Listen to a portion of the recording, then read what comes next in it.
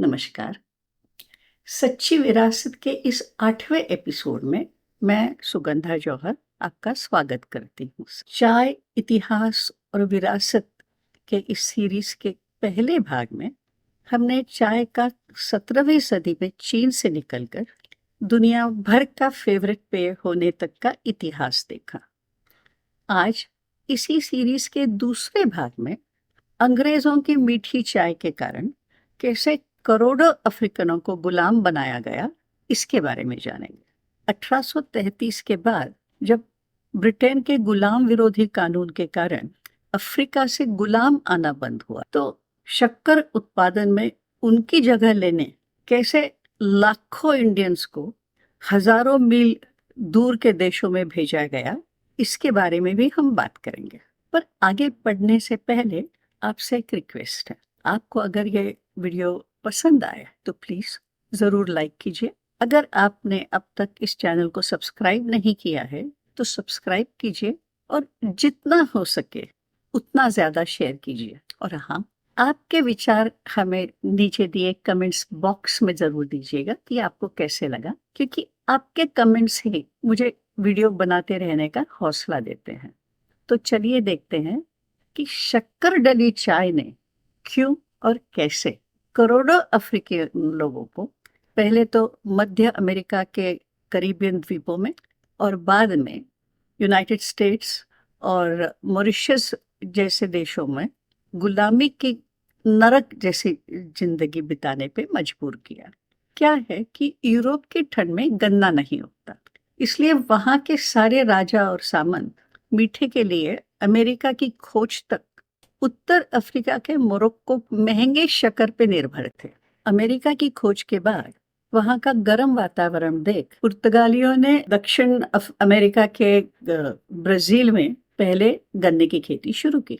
उन्हें देख अंग्रेजों ने भी मध्य अमेरिका के पास के कैरिबियन द्वीपों पर जैसे बारबाडोस, जमैका पे कब्जा किया और वहां गन्ने की खेती कर अपना शक्कर का उत्पादन शुरू किया। 17वीं सदी के आखिर से जब कैरिबियन की शक्कर इंग्लैंड पहुंचना शुरू किया तो इंग्लैंड में शक्कर कुछ सस्ती हुई और पहली बार राज दरबार के बाहर के रईसों तक के पहुंच में आ गई।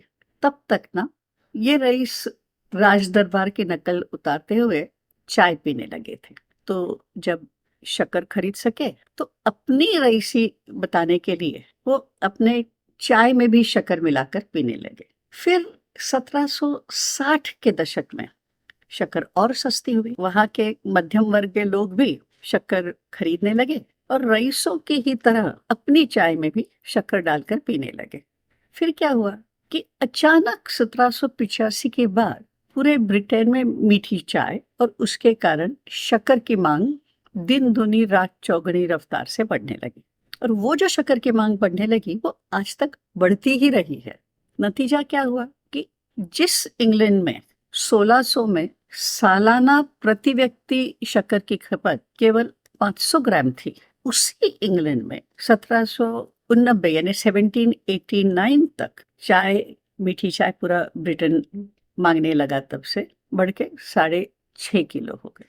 शक्कर की जो मांग बढ़ रही थी वो 1835 के बाद और भी बहुत बढ़ गई और इसका कारण था रानी विक्टोरिया के दरबार की डचेस ऑफ ब्रैडफोर्ड। तब राज दरबार में खाना देर से होता था और तब तक इस महिला को बड़ी भूख लगती थी। तो उसने क्या किया कि उसने अपनी दोपहर की चाय के साथ मीठे बिस्किट, जैम लगा ब्रेड, केक्स, पेस्ट्रीज, ये सब खाना शुरू किया।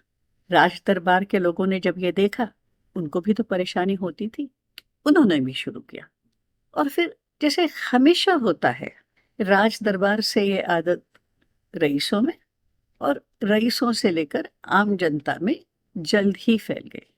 तब से दोपहर की चाय के साथ और मेहमानों की आव भगत के लिए मीठे बिस्किट, पेस्ट्रीज, केक, ये सब सर्व करना आम हो गया। सोचिए ना, हम भी तो दोपहर की चाय के साथ मीठे बिस्किट खाते ही है ना।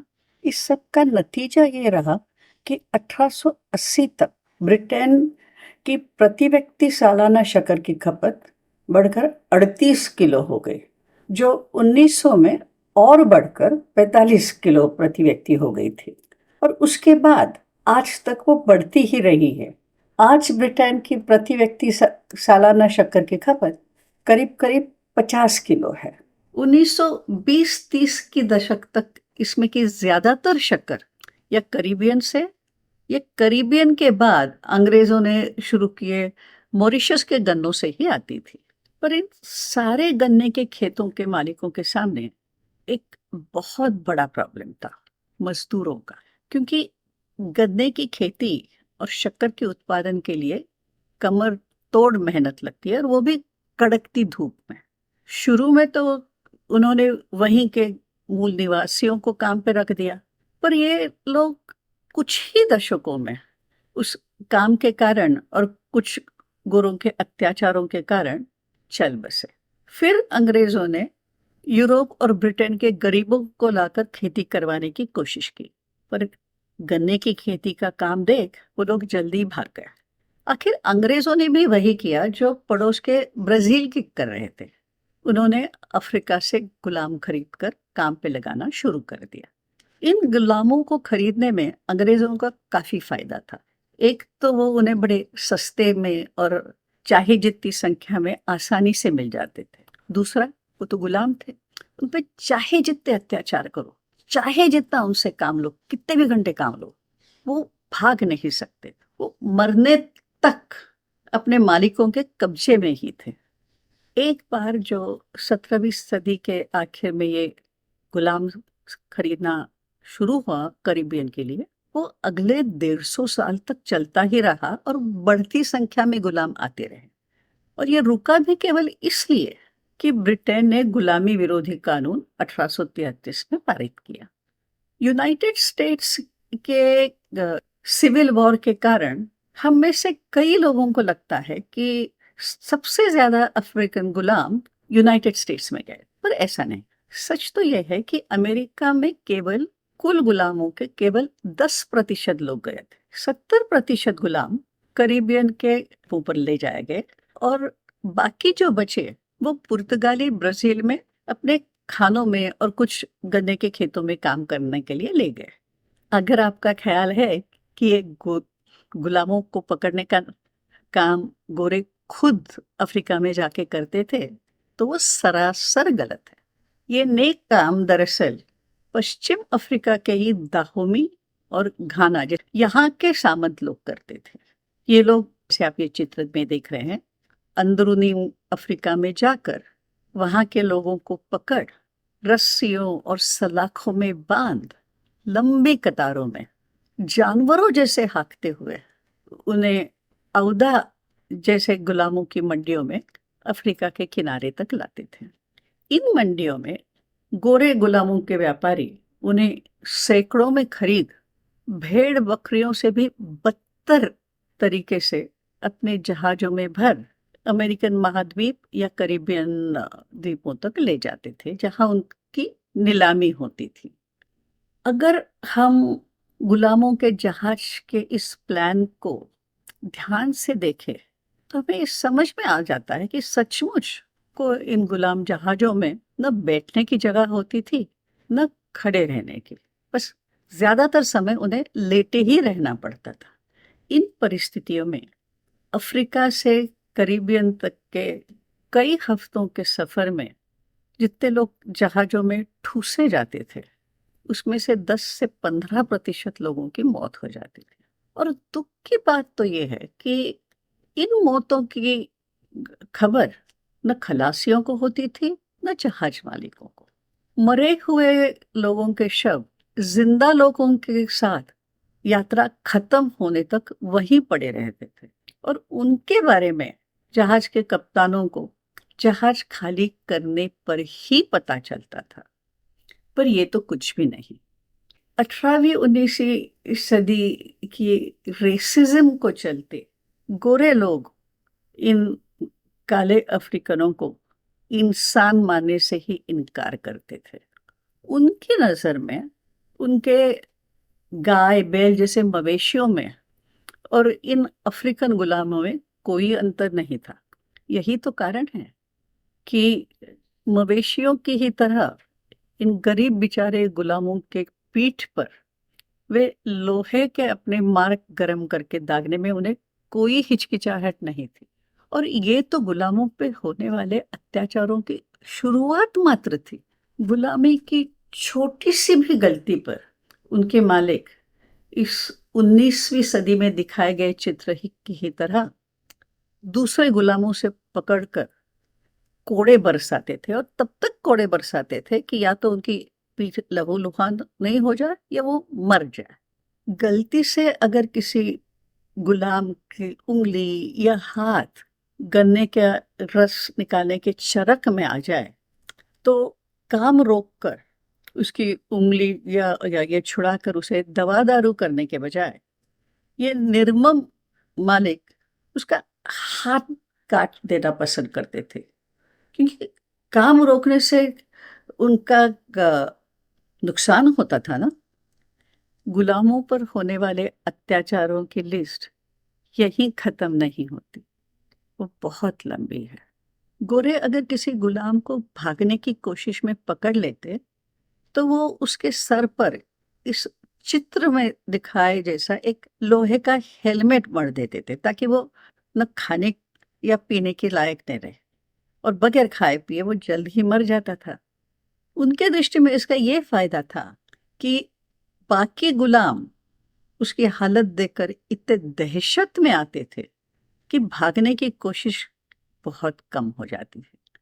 अगर किसी मालिक को ऐसा लगे कि ये गुलाम थोड़ा अड़ियल, थोड़ा जिद्दी है, तो उसके गले में लोहे की एक कॉलर लगा दी जाती थी। इस कॉलर से बड़ी बड़ी सलाखें निकलती थी, जिसके कारण वो गुलाम न सो सकता था न बैठ सकता था, उसे मजबूरन खड़ा ही रहना पड़ता था। ऊपर से उसके पाँव में इस तरह की बेड़ियां भी डालते थे ताकि वो अपना अड़ियलपना, या उनके दृष्टि में गुलाम अपना अड़ियलपना छोड़ उनका कहा बिल्कुल मान ले।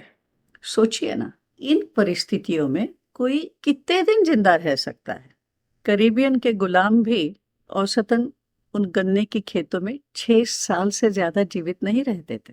मैंने पहली बार इन सारे अत्याचारों का विवरण पढ़ा तो मुझे आश्चर्य हुआ कि खेत मालिक ये कर कैसे सकते थे। आखिर उन्होंने पैसे देकर ही तो उन गुलामों को खरीदा था। पर बाद में पता चला कि ये गुलाम खेत मालिकों को इतने सस्ते में मिलते थे कि उनके कुछ ही महीनों की मेहनत में खेत मालिकों का सारा गुलामों का खर्चा निकल जाता था। फिर ये गुलामों की परवाह क्यों करे? इतिहासकारों के अनुसार गुलामी के दिनों में अफ्रीका से 1 करोड़ 20 लाख गुलामों से भी ज्यादा गुलाम अमेरिकन महाद्वीप और कैरिबियन द्वीपों में पहुंचे थे।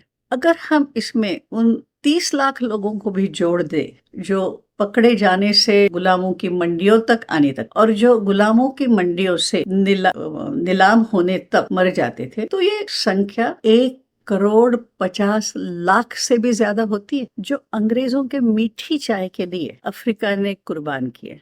इतने लाख खोने का अफ्रीका पर क्या असर रहा, ये समझने के लिए उन सालों में दुनिया की आबादी कैसे बदली ये देखते हैं। वर्ल्ड बैंक के अनुसार 1700 से 1850 के बीच दुनिया की आबादी 55 करोड़ से बढ़कर 160 करोड़ हो गई, यानी करीब करीब 3 गुना बढ़ गई। पर उन 150 सालों में पश्चिम अफ्रीका की आबादी 5 लाख से घट के 4,10,000 ही रह गई। इस तरह आबादी घटने का कारण केवल और केवल अंग्रेज और उनकी मीठी चाय है। इन आंकड़ों की भयानकता समझने के लिए कुछ और देखते हैं। आज के यूनाइटेड नेशंस के 235 देशों में से 168 देशों की संख्या 1.5 करोड़ से कम है। इसका मतलब है कि उन दिनों जब दुनिया की आबादी बहुत कम थी, तब अफ्रीका ने आज के 168 देशों की आबादी से भी ज्यादा लोक संख्या खोई। इतनी ज्यादा संख्या में अपने जवान और सेहतमंद लोग खोने से अफ्रीका का जो सामाजिक ढांचा ढह गया, उससे वो समाज आज तक संभल नहीं पाया है। पिछले कुछ महीनों में जो माली और घाना में मिलिट्री तख्ता पलट हुआ, उसके पीछे भी गुलामी ये मूल कारण है, क्योंकि उन्हीं दिनों में पूरे अफ्रीका में गुलाम पकड़ने के लिए बहुत सारे हथियार और असला फैला और अराजकता आम हो गई। इस सब के बावजूद अंग्रेजों को अपनी मीठी चाय के कारण पश्चिम अफ्रीकन समाज पर या उनके काम में आए गुलामों पर क्या कहर टूटा, इससे न तो पहले कहीं भी सरोकार था न आज है। इन गुलामों के वंशज ब्रिटेन से कई दशकों से नुकसान भरपाई या कम से कम माफी मांगने की मांग कर रहे हैं, पर ब्रिटेन टस से मस नहीं होता। पता है, राज घराने के सहित आज के ब्रिटेन के आधे से ज्यादा पुश्तैनी रईसों के संपत्ति की नींव इसी गुलामों के व्यापार में थी। कुछ महीने पहले इतिहासकारों ने आखिर ये साबित कर ही दिया कि इंग्लैंड की रानी गुलामों के व्यापार का मुनाफा जरूर खाती थी। 1833 में जब ब्रिटेन ने गुलामी विरोधी कानून पास किया और उसके बाद अफ्रीका से गुलाम आना बंद हुए, तो खेत मालिकों के सामने मजदूरों का सवाल फिर पैदा हुआ। अब उन गुलामों की जगह काम कौन करेगा? उसका हल निकाला गया एक नई बंधुआ मजदूरी नाम की सिस्टम से। नाम कुछ भी हो, ये बंधुआ मजदूरी गुलामी का ही एक नया रूप थी। इस सिस्टम के तहत अफ्रीकन सामंतों के बजाय अंग्रेजों के ही इंडियन एजेंट गांव-गांव में जाकर नमक टैक्स और लगातार आने वाले अकालों के कारण कंगाल हुए गरीब किसानों को फुसलाने लगे। उनसे कहते थे कि भाई आप ईस्ट इंडिया कंपनी से कॉन्ट्रैक्ट करें, कुछ ही साल परदेश पर आप इतना कमा लेंगे कि वापस आकर सेट होने में कोई प्रॉब्लम नहीं होगा। उन दिनों जब भारतीय समाज में जात का अनन्य साधारण महत्व था, तब परदेश जाना यानी अपनी जात खोना, यह जानते हुए भी कई लोगों को ये कॉन्ट्रैक्ट कर परदेश जाने का रास्ता वरदान लगा। 1833 से 1920 के करीब करीब 90 सालों में 15 लाख इंडियन पूर्वी उत्तर प्रदेश, बिहार, बंगाल, उड़ीसा, तेलंगाना, आंध्रा, तमिलनाडु और महाराष्ट्र से करीबियन द्वीप मॉरिशस, पूर्वी और दक्षिण अफ्रीका, श्रीलंका और फिजी में गया। इनमें से 10 लाख लोग करीबियन द्वीपों के और मॉरिशस और फिजी के गन्ने के खेतों में ले जाए गए, 3 लाख चाय बगानों में पहुंचे और 2 लाख पूर्वी और दक्षिण अफ्रीका के रेल लाइन वगैरह काम में लगाए गए। कहा तो इनको बंधुआ मजदूर जाता, पर गोरों की दृष्टि में उनमें और गुलामों में कोई अंतर नहीं था। उन्हें ले जाने वाले कुल इस तरह के कुली जहाज और गुलामों के जहाज बिल्कुल एक जैसे थे।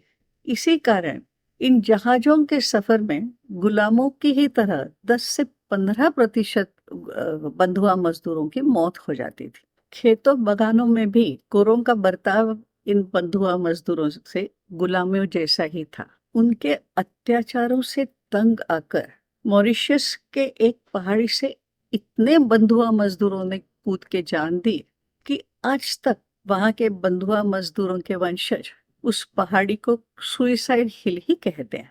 इन बंधुआ मजदूरों के बारे में सबसे पहले लिखा सुप्रसिद्ध लेखक अमिताभ घोष ने अपनी सी ऑफ पॉपीज नाम की नॉवेल में।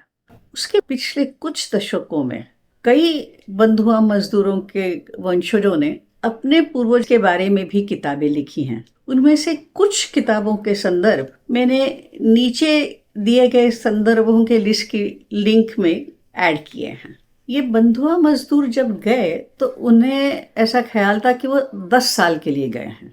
किसी ने उन गरीब अशिक्षित मजदूरों को ये नहीं बताया था कि उन्होंने जिन कॉन्ट्रैक्ट पे अंगूठे लगाए उसकी शर्तें इतनी एकतरफा और इतनी सख्त थी कि उनका वापस आना नामुमकिन ही था।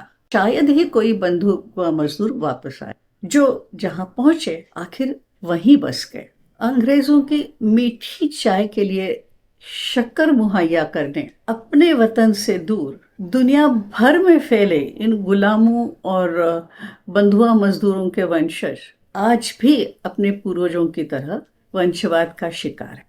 2020 के बाद दुनिया भर में जो ब्लैक लाइव्स मैटर नाम का आंदोलन चला वो इन्हीं बंधुआ मजदूर और गुलामों के वंशजों की अपनी सुरक्षा और अपने मूलभूत अधिकारों की लड़ाई का हिस्सा था। इन लोगों की ये लड़ाई कई दशकों से जारी है।